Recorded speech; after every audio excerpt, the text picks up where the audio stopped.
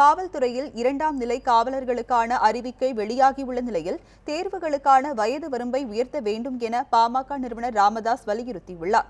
இது தொடர்பாக ராமதாஸ் வெளியிட்டுள்ள அறிக்கையில், தமிழ்நாட்டில் 15,711 2ஆம் நிலை காவலர்களை தேர்ந்தெடுப்பதற்கான ஆள்தேர்வு அறிவிக்கையை சீருடை பணியாளர் தேர்வாணையம் வெளியிட்டுள்ளதாக குறிப்பிட்டுள்ளார்.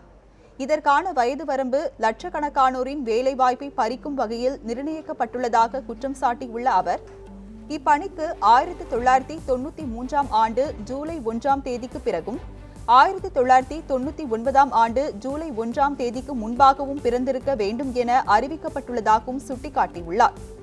கடந்த 5 ஆண்டுகளாக காவலர்கள் தேர்வு செய்யப்படாத நிலையில் இந்த அறிவிப்பால் குறிப்பிட்ட சில ஆண்டுகளில் பிறந்தவர்களுக்கு வாய்ப்புகள் பறிக்கப்பட்டுள்ளதாகவும் ராமதாஸ் புகார் தெரிவித்துள்ளார்.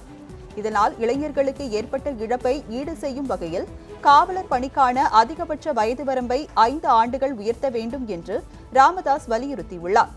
மேலும் தமிழ்நாடு சீருடை பணியாளர் தேர்வாணையத்தின் பணிகளை விரைவுபடுத்தும் வகையில் அந்த ஆணையத்திற்கு நிலையான தலைவரை உடனே நியமிக்க வேண்டும் என்றும் ராமதாஸ் கேட்டுக் கொண்டுள்ளார்.